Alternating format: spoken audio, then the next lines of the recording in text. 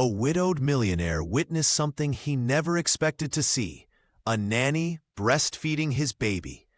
The shocking discovery left him frozen in place, unsure how to react to this intimate moment between his child and someone he'd hired simply to care for his infant.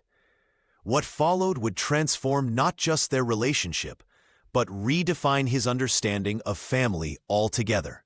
Before we begin, make sure to subscribe to the channel and comment where you're watching from. The wailing of baby Ethan Carter pierced through the opulent silence of the mansion, bouncing off marble floors and crystal chandeliers.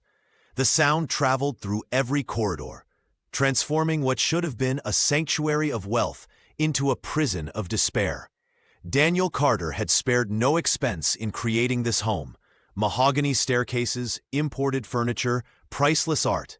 Yet none of it could soothe his son's desperate cries. Downstairs, Isabella Torres scrubbed the kitchen floor with unnecessary vigor, as if she could somehow erase her own pain through physical labor. The 24-year-old maid's hands were red and raw, matching her swollen eyes. 6 weeks had passed since she had buried her own infant son, a loss that had hollowed her from the inside out.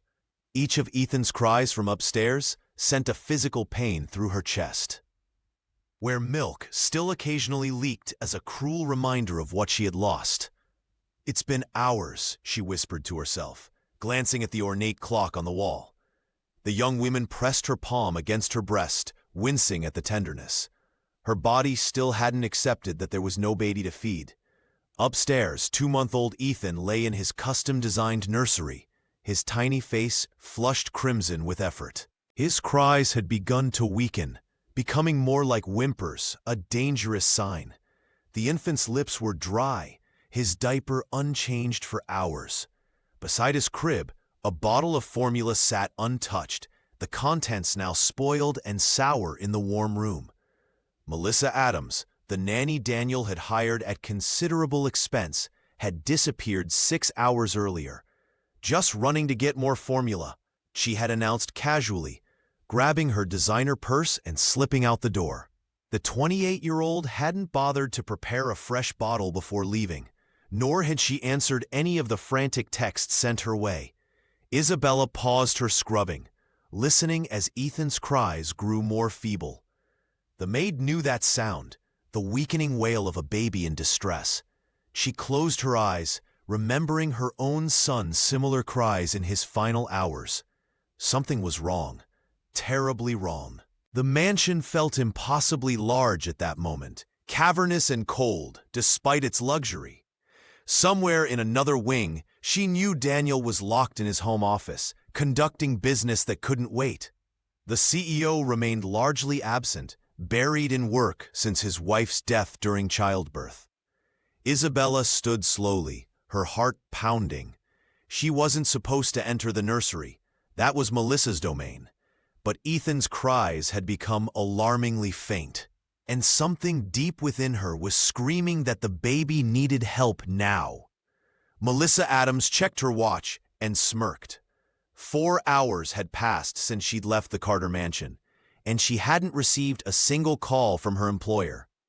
The 28-year-old nanny strolled through the mall's gleaming corridors, shopping bags dangling from her wrists as she met 3 friends for coffee. To her, the nanny position was merely a convenient paycheck. Caring for a motherless infant hardly seemed worth sacrificing her social life. "He's probably still sleeping," she assured herself, ignoring the twinge of guilt about the spoiled bottle she'd left. Babies sleep all the time anyway. 12 miles away, Daniel Carter sat rigid in his home office, his knuckles white as he gripped the edge of his mahogany desk. The 35-year-old CEO forced a calm expression for the Japanese investors on his screen, though Ethan's weakening cries pierced through the walls. Each wail felt like a physical blow, reminding him of his inadequacy as a father. "The Carterly projections show a 15% increase," Daniel continued, his voice steady despite the chaos in his heart. The tech company executive had mastered the art of compartmentalizing, a skill that had served him well in business but failed him terribly in parenthood. A framed photograph of Claire sat beside his computer, her radiant smile frozen in time.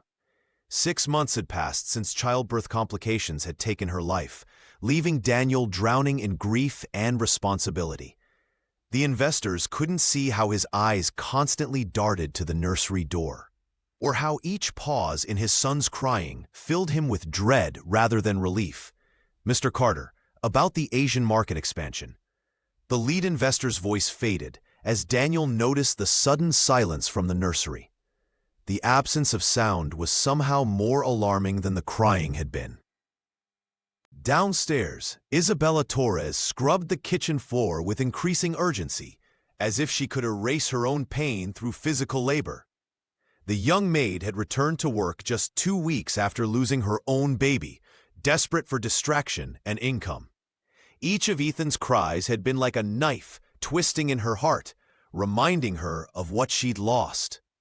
When the infant's wails became alarmingly faint, Isabella's hands began to tremble. The memory of her own child's final moments flooded back. The desperate gasps, the helplessness, the overwhelming guilt. She couldn't bear to hear another baby suffer. Without conscious thought, Isabella dropped her cleaning cloth and rushed toward the stairs. Her heart pounded as she took the steps 2 at a time, forgetting her place in the household, forgetting everything except the desperate need to help a suffering child. The maid's maternal instincts overrode all professional boundaries as she raced toward the nursery, unaware that her actions would soon change everything. Isabella Torres rushed into the nursery, her heart pounding against her ribs. What she found made her gasp in horror. Little Ethan Carter lay in his crib, his tiny body limp and feverish, his lips making desperate searching movements for nourishment that wasn't there. His once powerful cries had diminished to weak whimpers, a dangerous sign the young maid recognized all too well.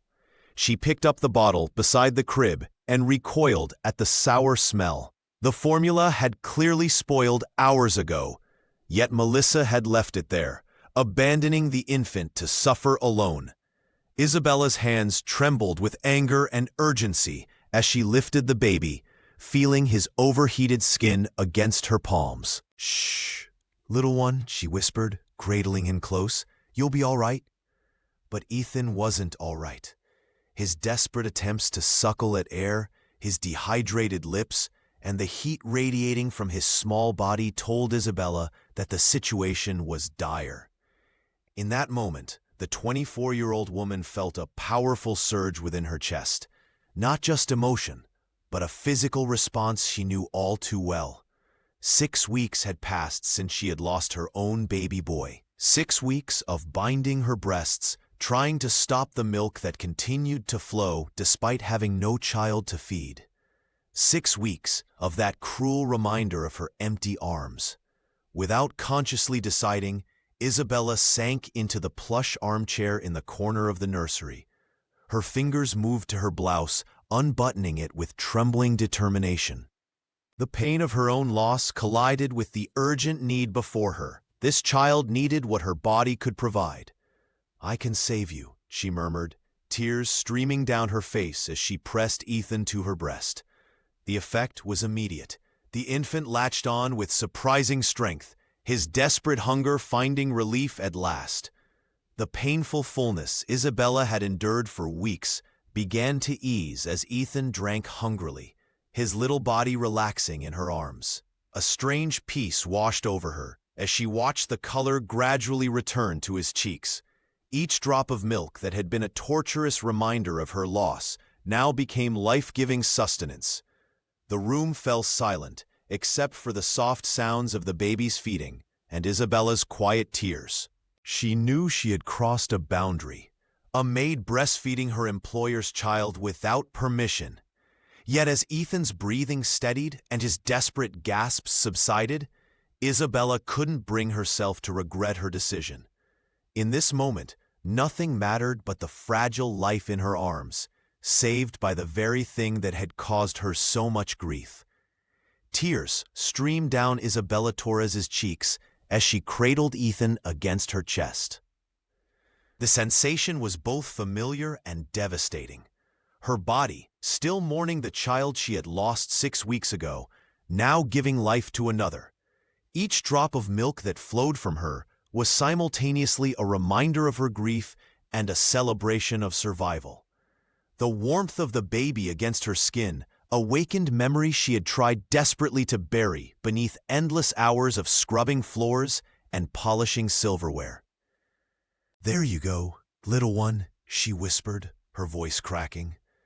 The infant's desperate suckling gradually slowed to a contented rhythm.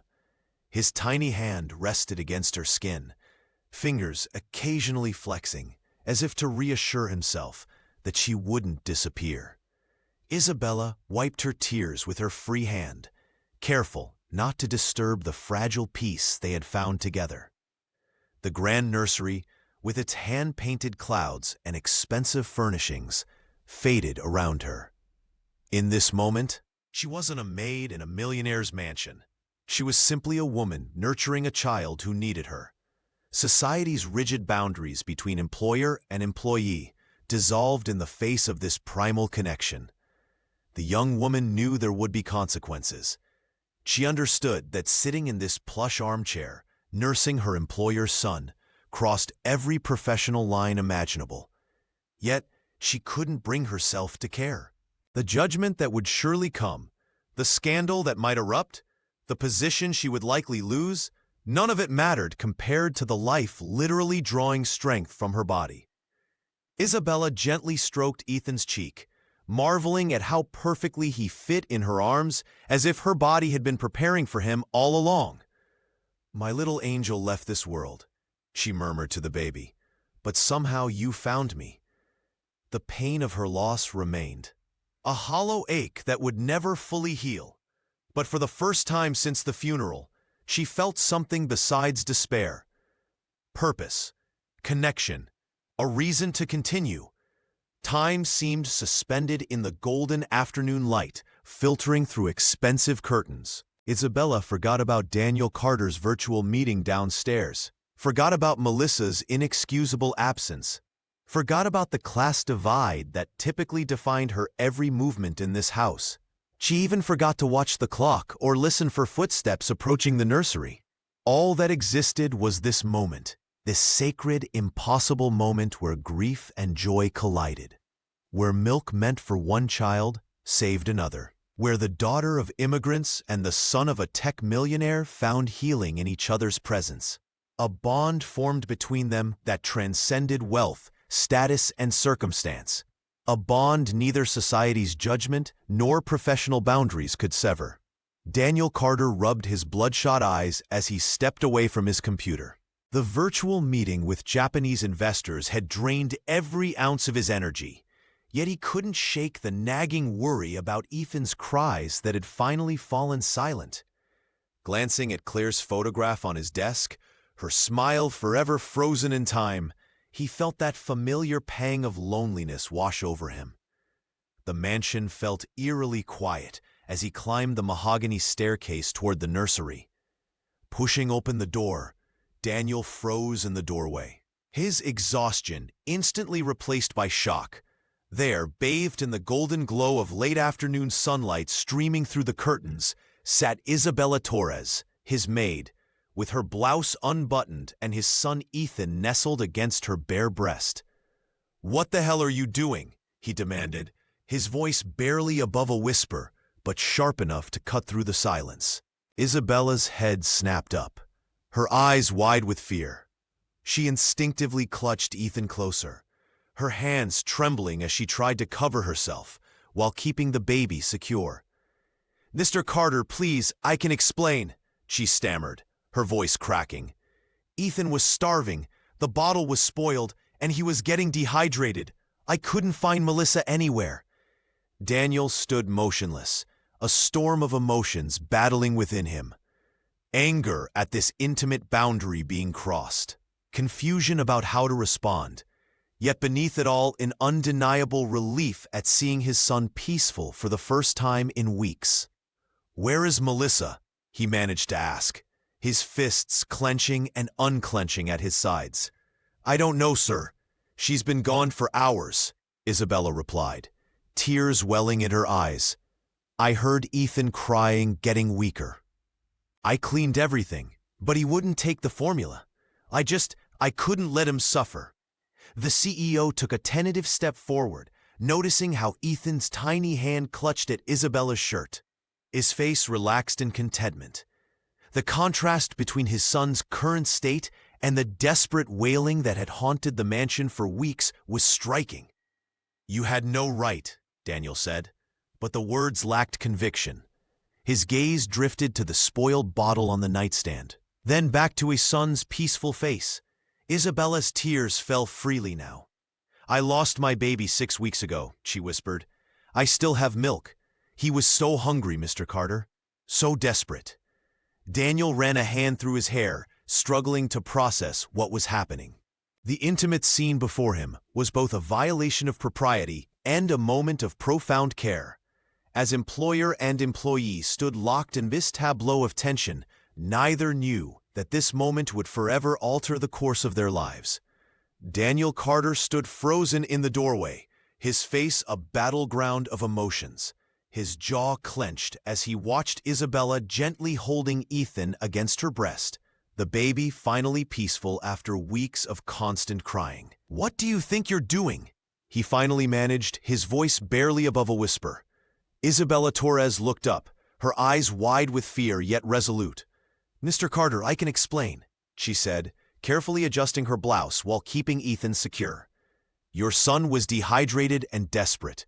The bottle beside his crib had spoiled. Smell it yourself. He was growing weaker by the minute." Daniel ran his hand through his disheveled hair, pacing the nursery floor. "You had no right," he muttered, though the sight of his son's content face gave him pause. "I couldn't let him suffer," Isabella continued, her voice trembling. "Not when I could help him. I lost my own baby 6 weeks ago. My body's still—" She trailed off, tears welling in her eyes. The CEO stopped pacing, momentarily disarmed by this revelation. He'd known nothing of her personal tragedy. Looking at Ethan's now peaceful face, Daniel felt his anger giving way to reluctant gratitude. "You should have called me," he insisted, though they both knew he had been unreachable during his important investor meeting. "There wasn't time," Isabella replied softly. "He was crying so weakly. I was afraid he might—" She couldn't finish the sentence. Daniel approached them slowly, studying his son's face. For the first time in weeks, Ethan appeared content, his tiny fingers curled against Isabella's skin. The widower felt a confusing mixture of relief, embarrassment, and something else he couldn't name.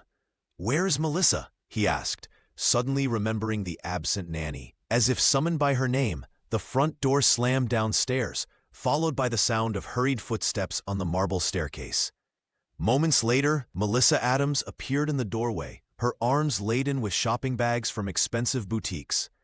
"Mr. Carter, I didn't expect you home so early," she stammered, her eyes darting between Daniel and Isabella. "I just stepped out quickly for formula. The store was so crowded and—" "6 hours ago," Isabella interjected quietly. Melissa's face flushed red. "That's ridiculous. I've only been gone an hour at most." Daniel raised his hand for silence, his patience exhausted. "We'll discuss this later," he said firmly, his gaze returning to his son. The tension in the room was palpable as Melissa retreated, muttering under her breath. Isabella began to rise, preparing to hand Ethan to his father, but Daniel hesitated, uncertain what to do next. "He needs to finish feeding," Isabella said gently. Daniel nodded stiffly and backed toward the door. "When you're done, come to my office," he instructed, his voice carefully controlled. As he left the nursery, his mind raced with questions about what this meant for his household, his son, and the young woman who had crossed every boundary to save Ethan's life. The whispers began in the kitchen. Melissa Adams stood among the other staff, her voice low but deliberate as she described what she'd witnessed. "Isabella was practically forcing herself on the baby," she said, eyes wide with manufactured concern. "After losing her own child, she's clearly unstable." By evening, the story had traveled through every room of Daniel Carter's mansion. The gardener told the pool boy, who mentioned it to the chauffeur, who discussed it with his wife, who worked for the family next door. Within 48 hours, Isabella Torres had become the subject of urgent conversations throughout the affluent neighborhood. Patricia Wilkins, known for her immaculate garden and insatiable appetite for scandal, was the first to call Daniel directly. "I've heard disturbing things about your maid," she said, her voice dripping with false sympathy. "The poor girl who lost her baby? They say she's gone completely mad with grief, trying to mother your son. You must be terrified." Daniel gripped his smartphone tightly, staring out the window at the manicured lawns that suddenly felt like a judgment gallery. "Thank you for your concern," he managed, ending the call as quickly as politeness allowed. In the East Wing, Isabella wiped down a marble countertop, painfully aware of how conversation stopped when she entered rooms. She caught fragments. Inappropriate, boundaries, unstable, and felt her chest tighten with each one. The young woman had known judgment before, but never this crushing weight of scrutiny from people who lived in houses worth more than she would earn in several lifetimes. That evening, Daniel received 3 more calls from concerned neighbors and a text from his mother-in-law demanding to know if the rumors were true. He watched Isabella from across the dining room as she gently rocked Ethan, the baby calm and content in her arms. The CEO of Carter Technologies, accustomed to making decisions that affected thousands, now found himself paralyzed between gratitude and social pressure. "Mr. Carter," Isabella said quietly as she passed him in the hallway, Ethan sleeping peacefully against her shoulder. "I know what people are saying. I only wanted to help your son." Daniel nodded, unable to meet her eyes.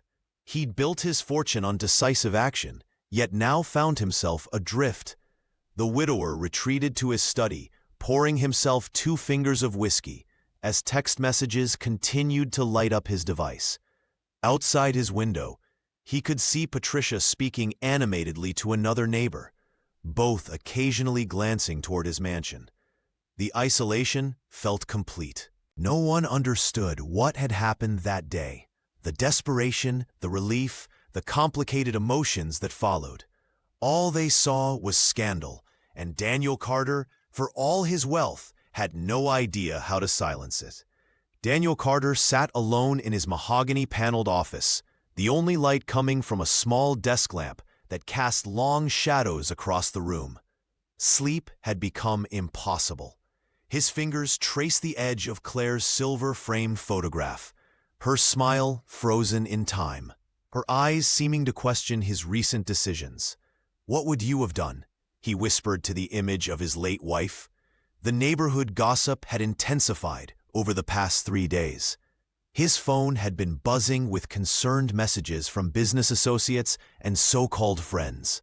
Patricia from across the street had cornered him at his car that morning, her voice dripping with false concern as she warned him about that unstable maid and how people were talking. The CEO rubbed his temples, feeling the weight of judgment pressing down on him. Earlier that day, he had walked past the nursery and paused at the door. Inside, Isabella Torres was sitting in the rocking chair, singing softly to Ethan as she gently bounced him in her arms. The baby's giggles filled the room, a sound Daniel hadn't heard since Claire's death. For a moment, warmth had flooded his chest, but it quickly cooled when he remembered the whispers, the raised eyebrows, the implications. "It's inappropriate," he muttered to himself, pacing the floor. "She crossed a line. What would people think if they knew I kept her on after what happened?" His reputation in the business world, his standing in the community, everything he had built seemed suddenly fragile. The morning light was just breaking when Daniel made his decision. He found Isabella in the kitchen, preparing Ethan's bottle with practiced care. Her dark eyes widened when he delivered the news in clipped, businesslike tones. "But Mr. Carter, please," she begged, her voice breaking. "At least let me say goodbye to him." "That won't be necessary," he replied coldly, avoiding her gaze. "You'll be paid through the end of the month. Please gather your things immediately." Rain pounded against the windows as the young woman walked down the mansion's long driveway, a small bag clutched to her chest. Daniel watched from his office window, telling himself he had done what any responsible father would do. He had protected his son, his home, his reputation. Yet as Ethan's cries began to echo through the house, cries that would soon become constant without Isabella's comforting presence, doubt crept into his mind. The widower turned away from the window, unable to watch her disappear into the storm, and tried to silence the voice in his head that whispered he had just made a terrible mistake. Isabella Torres clutched her worn bag to her chest as she walked away from yet another employment agency. "We need references," they'd told her, the same word she'd heard countless times since Daniel Carter had dismissed her without a letter of recommendation. Each rejection cut deeper than the last, reminding her that one moment of compassion had cost her everything. Her tiny apartment, once a sanctuary after long days cleaning the Carter mansion, was now lost to her. After 2 months of scraping together partial rent payments, her landlord had finally padlocked the door. Isabella had stood there, 24 years old and completely alone, watching as her meager belongings were piled on the sidewalk. "You have until sundown," the building manager had said, not unkindly but firmly. She had managed to stuff her most essential items into a single bag: clothes, toiletries, a small photo of her lost baby boy, and the $67 that remained of her savings. The first night on the streets was a blur of terror. Every shadow seemed to harbor danger. Every passing stranger represented a threat. Isabella found a bench in a public park, but sleep refused to come as she shivered in the autumn chill, her body tense with fear. The second night was worse. Rain drove her beneath a crumbling storefront awning, where she huddled against the wall, her clothes damp and her spirit broken. A police officer had moved her along before midnight, his flashlight harsh in her eyes, as he directed her toward a shelter that turned out to be full. By the third night, exhaustion had overtaken fear. Isabella collapsed beneath a highway overpass, her limbs heavy with fatigue, when a gravelly voice startled her. "Not safe here alone, miss." She looked up to see an elderly man with weathered skin and kind eyes. Mr. Howard, as he introduced himself, had lived on the streets for more than 10 years after losing his job and home during a financial crisis. "There's a better spot under the Avenida Caracas Bridge," he explained. "A few of us look out for each other there." Too tired to resist, Isabella followed him to a small encampment where 3 tents and several makeshift beds were arranged in a protective circle. Mrs. Mercedes, a former schoolteacher, offered her a blanket while a younger man named Jack cleared a space for her. "First rule of survival," Mr. Howard told her as she settled onto a flattened cardboard box, "is we share what we have. Second rule is we protect each other." That night, surrounded by strangers who asked no questions about her past, Isabella slept for the first time in days, dreaming of baby Ethan and wondering if he still remembered the woman who had once nourished him with her body and heart. "Find a spot that's dry, child," Mr. Howard advised Isabella as he guided her beneath the Avenida Caracas Bridge. The elderly man's weathered face crinkled with kindness as he introduced her to what he proudly called our little community. Isabella Torres met the others, Mrs. Mercedes with her collection of plastic bags containing everything she owned, and Jack, a former construction worker who lost everything after an injury. They welcomed her with nods and shared a meager meal of bread and canned beans. "First rule," Mrs. Mercedes explained, her voice surprisingly dignified despite her tattered clothes. "We share what we have. Second rule, we watch each other's backs. Third rule, we never forget we're human beings." The young woman learned quickly. During the day, she collected discarded bottles and cans, exchanging them for coins at the recycling center. At night, she huddled beneath a tattered blanket Mr. Howard had given her, trying to ignore the painful swelling in her breasts, a cruel reminder of both losses. "Your milk will dry up eventually," Mrs. Mercedes whispered one night, noticing Isabella's discomfort. "The body forgets, even when the heart can't." Isabella nodded silently, tears streaming down her face. Her body still prepared nourishment for children who weren't there. Her own baby, gone forever, and little Ethan, living in luxury, but perhaps crying for her. The physical pain mirrored her emotional anguish. Each morning brought new challenges. Finding clean water to wash became a victory. Locating a public restroom where she wouldn't be chased away felt like winning the lottery. The former maid, once immaculate in her uniform at the Carter mansion, now wore the same clothes for days, washing them in a public fountain when possible. Did he have other people who loved him? She asked the night sky, thinking of Ethan. Does he remember me at all? The questions haunted her as she drifted between exhausted sleep and vigilant wakefulness. Despite everything, Isabella found unexpected moments of humanity. Jack taught her which restaurants might offer leftover food at closing time. Mr. Howard showed her safe places to rest during daytime. The homeless community beneath the bridge protected one another with fierce loyalty. One evening, as rain pounded the concrete above them, Isabella found herself humming the lullaby she used to sing to Ethan. Her fingers absently cradled an imaginary infant, the muscle memory of comfort she could no longer provide. "You were a mother, weren't you?" Mrs. Mercedes asked gently. "Twice," Isabella replied, her voice barely audible above the rainfall. "And twice I lost them." The older woman squeezed her hand in silent understanding as thunder rolled across the sky, echoing the emptiness in Isabella's heart. The once peaceful Carter mansion had transformed into a chamber of distress.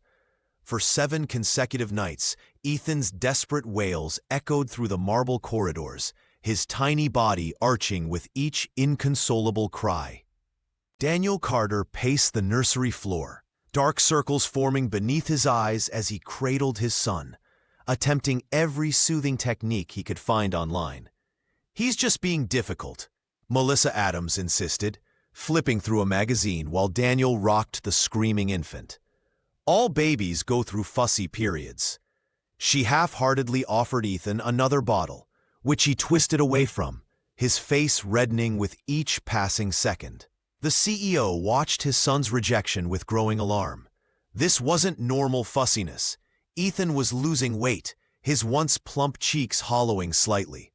The baby would cry until his tiny body gave out from exhaustion, falling into fitful sleep only to wake an hour later, more distressed than before. "Something's wrong," Daniel whispered, more to himself than to Melissa. He stroked Ethan's forehead, noting the clamminess of his skin. "He hasn't properly eaten in days." The nanny rolled her eyes when Daniel turned away. Babies are dramatic. He'll eat when he's hungry enough.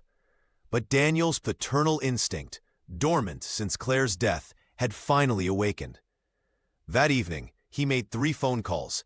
First, firing the agency that had recommended Melissa, then hiring Nurse Beatrice, a 60-year-old with 4 decades of newborn experience, and finally, scheduling an emergency pediatric consultation. Nurse Beatrice arrived the following morning, her experienced hands taking Ethan's temperature and checking his vitals. "He's showing signs of failure to thrive," she explained gently. "Sometimes babies develop strong attachments. Has there been any recent change in his care routine?" Daniel's throat tightened as Isabella's face flashed in his mind. He dismissed the thought immediately. 3 specialists came and went over the next week. Each one left expensive formulas, specialized bottles, and concerned expressions. Ethan rejected them all, his cries growing weaker with each passing day. Daniel found himself sleeping in the nursery chair, one hand always resting on his son's chest to ensure he was still breathing. "We may need to consider hospitalization," Dr. Williams finally suggested after Ethan refused his 8th different formula. "He's becoming dehydrated, and his weight loss is concerning." Daniel nodded numbly, watching his son's listless movements. The mansion felt emptier than ever, despite the parade of medical professionals. Something vital was missing, something that had briefly made this house feel like a home. That night, as Ethan whimpered weakly in his crib, Daniel finally allowed himself to whisper the name he'd been avoiding. Isabella. The sound hung in the air, an admission of a terrible mistake that was costing his son everything. Daniel Carter paced anxiously outside the hospital room where his son lay connected to monitors. The beeping sounds only amplified his growing dread. Inside, Carla Winters, a newborn specialist with 20 years of experience, conferred quietly with Dr. Villanueva, their expressions grave as they reviewed Ethan's charts. "Mr. Carter," Carla began, her voice gentle but firm, "your son's condition isn't primarily physical. He's experiencing what we call failure to thrive. But the root cause appears to be emotional trauma." Daniel ran his hands through his disheveled hair. "He's 2 months old. How can a baby experience emotional trauma?" Dr. Villanueva, a pediatrician renowned throughout the hospital, stepped forward. "Even newborns form powerful attachments. When those bonds are suddenly severed, they can decline rapidly." The doctor gestured toward Ethan's tiny form. "His body is rejecting nourishment because something more fundamental is missing. We believe Ethan formed a significant bond with someone who's no longer present," Carla explained, watching Daniel's face carefully. "Someone who made him feel secure and nourished, both physically and emotionally." Daniel turned away, unable to meet their eyes. Isabella's face flashed in his mind, her gentle hands cradling Ethan, the peace that had settled over his son in her arms.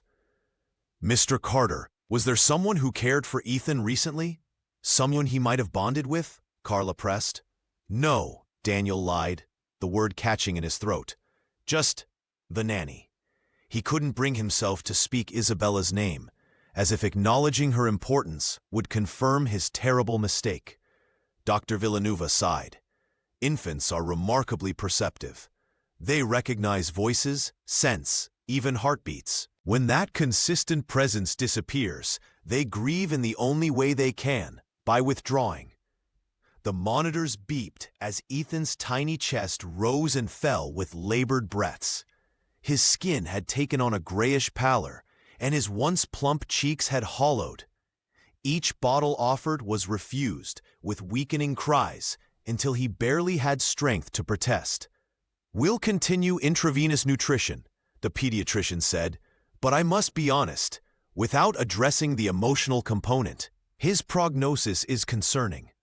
Daniel nodded mechanically, his mind a battlefield of pride and desperation. That night, as he sat beside Ethan's hospital crib, the CEO of a multi-million-dollar company felt utterly powerless. His wealth, his status, his stubbornness, none of it could replace what his son truly needed. A nurse entered to check Ethan's vitals, her movements efficient but gentle. "Poor little one," she whispered. "Sometimes they just need that one special person." Daniel closed his eyes, finally allowing himself to face the truth. Ethan needed Isabella, and he had sent her away. Daniel Carter paced the hospital corridor, his expensive shoes wearing a path in the linoleum, as monitors beeped steadily from Ethan's room. The doctors had been clear. His son was fading fast. Rubbing his bloodshot eyes, Daniel decided to return home briefly to collect fresh clothes and Ethan's favorite stuffed animal. As he pulled into the mansion's circular driveway, something caught his eye. Melissa Adams crouched near the garden shed, speaking in hushed tones with a man Daniel had never seen before. The nanny's furtive glances and the quick exchange of something from her hands to the strangers sent alarm bells ringing through Daniel's exhausted mind. Moving silently across the manicured lawn, the CEO overheard fragments of their conversation, prices, dosages, and the kids' meds. White-hot rage surged through him as he realized what was happening. Melissa was selling Ethan's prescription medication. "What the hell do you think you're doing?" Daniel roared, startling both conspirators. The stranger bolted, leaving Melissa frozen in place, a wad of cash clutched in her trembling hand. "Mr. Carter, I can explain," she stammered, her face draining of color. "Explain selling my son's medication while he fights for his life?" Daniel's voice was dangerously quiet now. "While I pay you to care for him?" Cornered, Melissa's facade crumbled completely.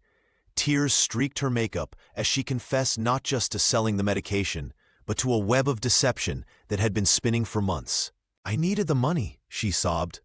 "And when I saw Isabella with Ethan that day, I knew you'd fire me if you thought she was better with him. So I told everyone she was unstable, that she was obsessed with your baby because of losing her own." Daniel staggered backward, as if physically struck. "You lied about her?" "Everyone believed me because it made sense. The grieving maid fixating on another baby." Melissa's words tumbled out in a desperate confession. "I never thought you'd actually throw her out with nowhere to go." The revelation hit Daniel like a tidal wave. Isabella Torres had never been a threat. She had saved Ethan's life, while he, blinded by social pressure and Melissa's manipulations, had cast her into the streets. The woman who had nourished his son when no one else could was suffering because of his cowardice. "Get out," he whispered, his voice breaking. "Get out of my house, now." As Melissa scurried away, Daniel sank onto a garden bench, the full weight of his actions crushing down upon him. His son was dying in a hospital bed, and the one person who might save him was lost somewhere in the city, homeless and betrayed by him. For the first time since Claire's death, Daniel Carter wept openly, knowing he had to find Isabella before it was too late for Ethan and for his own redemption. Daniel Carter burst through the doors of Isabella Torres's former boarding house, his eyes wild with desperation. The landlady barely recognized the disheveled CEO who once commanded boardrooms with confidence. She shook her head sadly. Isabella had left weeks ago with no forwarding address. "Please," Daniel begged, sliding a photograph across the counter. "My son is dying without her." For 4 relentless days, Daniel abandoned his company responsibilities and searched every corner of the city. He visited 5 employment centers where tired counselors checked databases and found nothing. At 3 hospitals, nurses reviewed patient records while eyeing his rumpled suit and unshaven face. Churches, shelters, and police stations all yielded the same result. Isabella had vanished. Each rejection carved deeper lines into Daniel's face. He hadn't slept more than 2 hours at a stretch since discovering Melissa's betrayal. The weight of his mistake crushed him as he remembered Isabella's face that rainy day. Her eyes filled with hurt as he coldly dismissed her. As darkness fell on the 4th night, Daniel ventured into areas he'd never imagined visiting. He parked his luxury vehicle in shadowy alleys, approaching homeless encampments with Isabella's photo clutched in his trembling hand. Some turned away, others asked for money, but a few kind souls studied the image carefully before shaking their heads. "Pretty girl like that," an elderly woman muttered. "Hope she ain't out here. Streets ain't kind to young women." Daniel searched 3 parks where the homeless gathered, peering at huddled figures beneath blankets, his heart leaping at every dark-haired woman, only to crash again when he realized it wasn't her. He walked through slums where even police hesitated to patrol, showing the photograph to anyone willing to look. Back at the hospital, Ethan's condition continued to deteriorate. Dr. Villanueva pulled Daniel aside, his expression grave. "We're considering a feeding tube," the pediatrician explained. "His refusal to eat is becoming life-threatening." Daniel slumped against the wall, burying his face in his hands. "I did this," he whispered. "I threw away the one person who can save him because I cared more about what my neighbors thought." That night, Daniel sat in his car outside the hospital, scrolling through his contacts list for the 100th time. He'd called everyone who might have encountered Isabella. Former service agencies, nearby restaurants where she might have applied for work, even distant relatives of her former roommates. The city had swallowed Isabella Torres whole, and with her, Daniel's last hope of saving his son and redeeming himself for the terrible injustice he had committed. Daniel Carter slumped against his leather seat, exhaustion etched into every line of his face. 4 days of searching had yielded nothing but dead ends and pitying glances. His smartphone buzzed. The hospital again, warning that Ethan's condition was deteriorating rapidly. The weight of his mistake crushed him with each passing hour. Just as despair threatened to overwhelm him completely, his device lit up with an unknown number. Monica Reynolds, a neighbor he barely knew, spoke hurriedly about spotting a young woman who matched Isabella's description near the Eastern District. She looked thin, Daniel, and so lost, Monica's voice cracked with concern. Hope surged through his veins as he gunned the engine of his vehicle, racing across town. The millionaire who once commanded boardrooms now begged homeless people for information, showing Isabella's photo to anyone who would look. Each dead end felt like another knife in his heart. Rain began to fall, turning the city into a glistening maze of reflections and shadows. Daniel wiped his eyes, unsure if it was rainwater or tears blurring his vision. He had searched every shelter, every alley, every place a desperate person might seek refuge. His phone rang again near midnight. A gruff voice identified himself as Howard, the elderly homeless man Daniel had spoken with earlier. "I know where your Isabella is," Mr. Howard said cautiously. "But I need your word you won't hurt her again. That girl suffered enough." "I swear on my son's life," Daniel pleaded, his voice breaking. "I just want to make things right." The old man hesitated before revealing. "Avenida Caracas Bridge, the south side. We've been looking after her, but she's not well." Daniel's hands trembled as he navigated through the downpour. The bridge loomed ahead, a concrete monster in the darkness. Parking haphazardly, he splashed through puddles, his expensive shoes sinking into mud as he scrambled down the embankment. The makeshift community beneath the bridge fell silent as the CEO approached. Several figures moved protectively toward a huddled form wrapped in blankets. Mr. Howard emerged from the shadows, his weathered face stern with warning. "She's got fever," the elderly man explained, leading Daniel forward. "Mrs. Mercedes has been trying to help, but we don't have medicine." Daniel's heart nearly stopped when he finally saw her.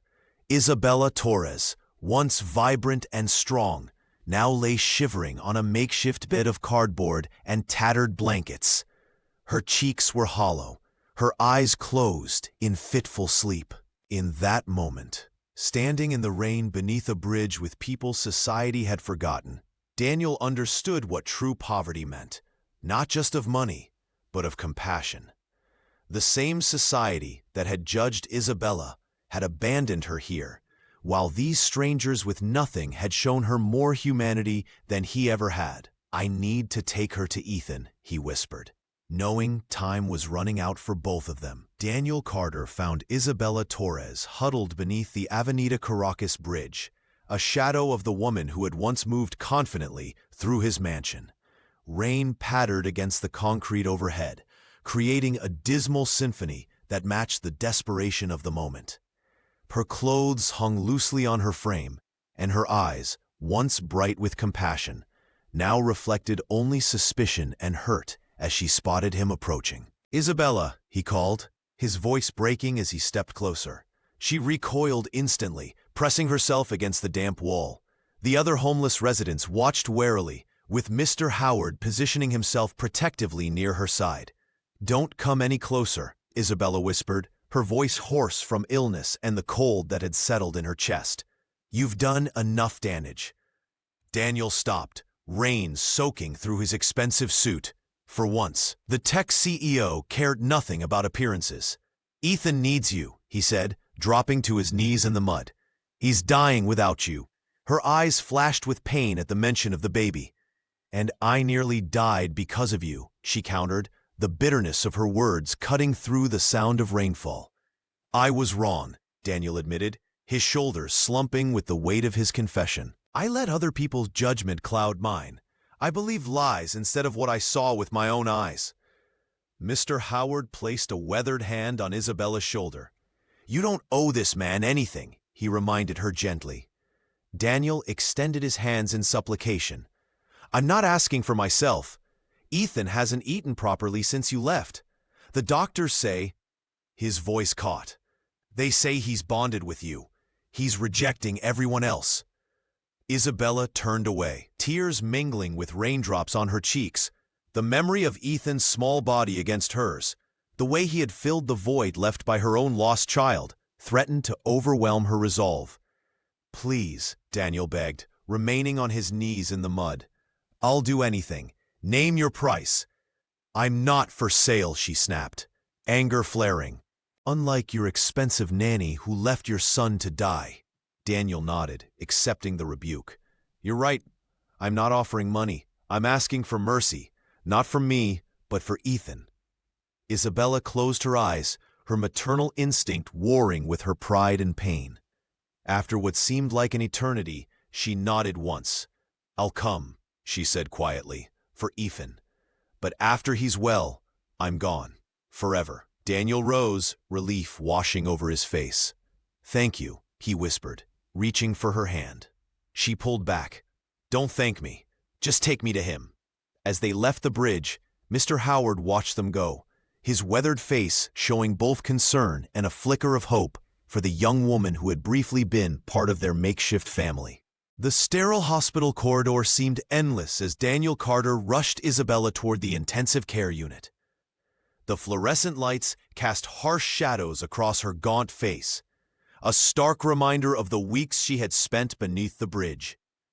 Nurses and doctors stepped aside, recognizing the desperate determination in Daniel's eyes as he guided her forward. When they reached Ethan's room, Isabella's heart nearly stopped. The once vibrant baby lay connected to monitors and tubes, his tiny chest barely rising with each shallow breath. Dr. Villanueva stood at the bedside, concern etched across his weathered face, while two nurses adjusted the equipment with practiced efficiency. "His condition has deteriorated significantly," the pediatrician whispered to Daniel. "We've tried everything medically possible." Isabella moved forward as if in a trance, her body drawn to the child who had once found comfort against her heart. The medical staff exchanged uncertain glances as she approached the crib. "Ethan," she called softly, her voice breaking with emotion. "It's me, little one." The infant's eyelids fluttered at the sound of her voice. For a moment, the only sound in the room was the rhythmic beeping of monitors. Then, impossibly, Ethan's eyes opened fully, focusing on Isabella's face. A faint smile, so small it might have been missed by anyone not watching closely, transformed his pale features. "May I?" Isabella asked, looking toward Dr. Villanueva, who nodded wordlessly. With gentle hands, she lifted Ethan from the crib, cradling him against her chest. The moment she held him, his rigid body relaxed. The constant whimpering that had plagued him for weeks ceased immediately. Isabella hummed a quiet melody, rocking him with the natural rhythm that only comes from profound connection. The medical staff watched in astonishment as Ethan's vitals began to stabilize on the monitors. His breathing deepened and steadied, his heart rate normalized. Dr. Villanueva stepped closer, observing with professional curiosity and undisguised wonder. "I've practiced medicine for 27 years, he murmured, "and I've never seen anything quite like this." Daniel stood frozen, tears streaming unchecked down his face.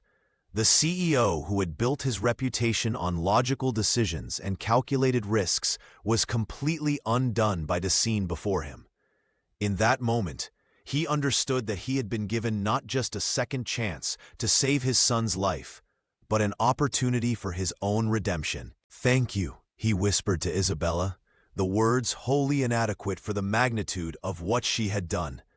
She didn't respond, her attention focused entirely on Ethan, who had drifted into his first peaceful sleep in weeks.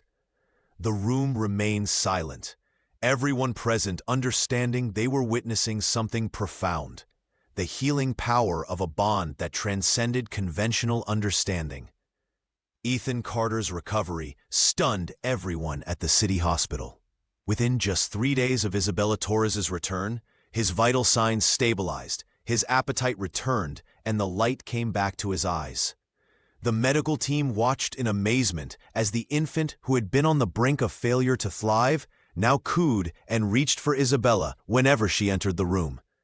"It's remarkable," Dr. Villanueva admitted during morning rounds.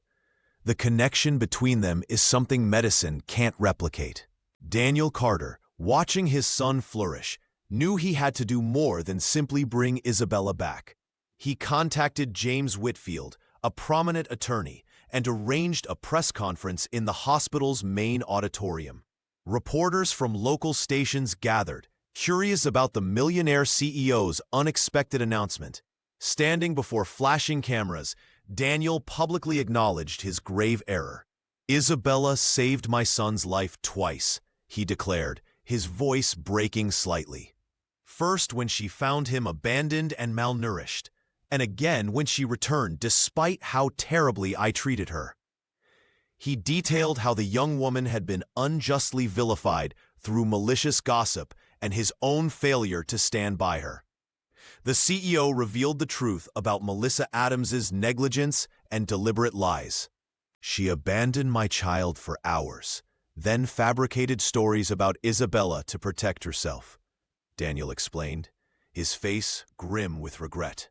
"I failed as an employer and as a human being by believing those lies without investigation." The press conference aired on evening news across the city. By morning, social media exploded with support for Isabella. The same neighbors who had once whispered behind cupped hands now sent flowers and apology cards to the hospital. Patricia, who had been most vocal in spreading rumors, attempted to visit with an extravagant gift basket, but was politely turned away by hospital security at Daniel's request. Melissa faced immediate consequences. Beyond losing her position, childcare agencies blacklisted her name. Former friends distanced themselves as her deception became public knowledge. Through it all, Isabella remained focused solely on Ethan's recovery. She declined interviews and avoided the spotlight, preferring the quiet moments in the hospital room, where she could rock the baby and sing soft lullabies. When Daniel brought her the newspaper headlines vindicating her name, she merely nodded and returned to gently stroking Ethan's cheek. "The truth matters," Daniel told her one evening as they watched Ethan sleep peacefully. "But I understand if it doesn't feel like enough." Isabella looked up, her expression serene despite everything she'd endured. "What matters is that he's getting better," she said simply. "The rest will heal in time." After 4 weeks of steady improvement, Ethan Carter was finally discharged from the hospital. The once fragile infant now smiled and cooed in Isabella Torres' arms as they walked through the mansion's grand entrance. Daniel watched them with profound gratitude, remembering how close he had come to losing everything that mattered. "This is your room," Daniel said, opening the door to a spacious bedroom adjacent to the nursery. "Not the servants' quarters. Your family now." Isabella's eyes widened at the elegant space with its own bathroom and sitting area, worlds away from the bridge where she had sought shelter just weeks before. She placed Ethan in his crib and ran her fingers along the polished wooden furniture, struggling to accept this new reality. "Thank you," she whispered, though her posture remained guarded. In those first days, Isabella maintained careful distance from Daniel, focusing entirely on Ethan's care. She would leave rooms when he entered and spoke only when necessary. The young woman who had once slept on cold concrete now slept on Egyptian cotton sheets, but kept her emotional walls firmly intact. It was Ethan who began to bridge the gap. During late-night feedings, Daniel would appear with 2 cups of tea, sitting quietly while Isabella nursed his son. The infant's unconditional love created a sanctuary where both adults could gradually lower their defenses. "I never thanked you properly," Daniel said one evening as they sat on the nursery floor watching Ethan play. "Not just for saving his life, but for teaching me what family really means." Isabella's expression softened slightly. "He saved me too."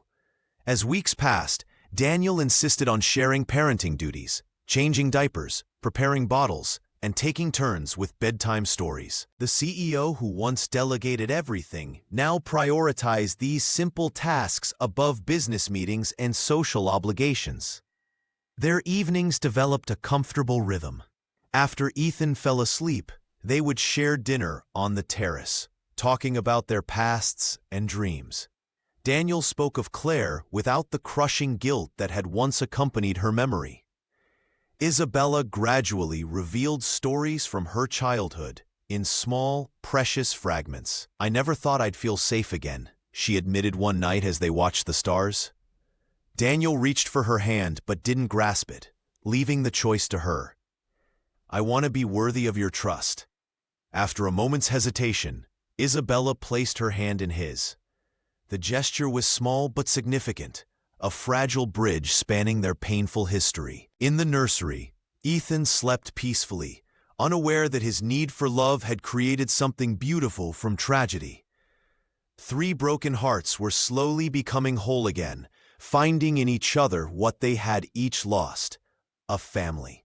The golden sunset bathed the park in a warm glow, the same park where Isabella Torres had once huddled beneath a bench, hungry and alone.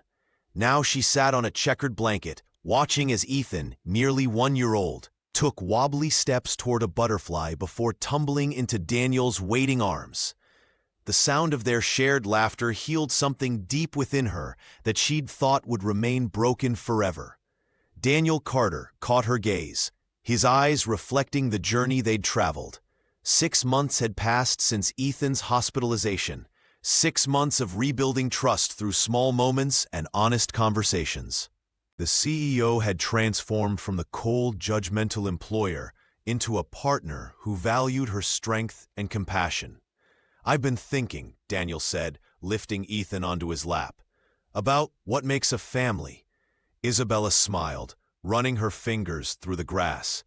"And what conclusion did you reach?" Daniel reached into his pocket and produced a small velvet box. The world seemed to pause as he opened it, revealing a simple diamond ring that caught the fading sunlight.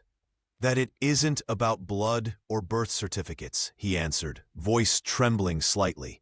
"It's about who stays when everyone else walks away. It's about who fights for each other when the world turns its back." Isabella's breath caught in her throat as Daniel shifted to one knee, still holding Ethan. "I promise never to make the same mistake again," he continued.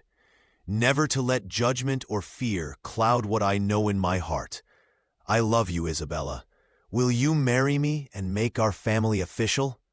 Tears blurred her vision as memories flooded back.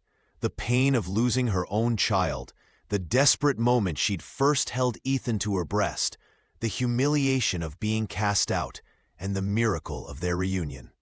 Through all that darkness, they had somehow found their way to this moment of perfect light. "Yes," she whispered, her voice growing stronger. "Yes." As Daniel slipped the ring onto her finger, Ethan reached for them both, his small arms attempting to encircle them. Isabella gathered him close, inhaling his sweet scent, marveling at how this child had brought them together against impossible odds. Under the emerging stars, Isabella realized that while the scars of her past remained, she would always remember her lost baby. The nights beneath the Avenida Caracas Bridge, Mr. Howard's kindness, these experiences no longer defined her future. They had become a family bound not by conventional beginnings, but by something far stronger: love tested by fire, sacrifice born of compassion, and forgiveness that transcended betrayal. Daniel kissed her softly as Ethan nestled between them, completing the circle that had begun with a desperate cry and a moment of pure maternal instinct.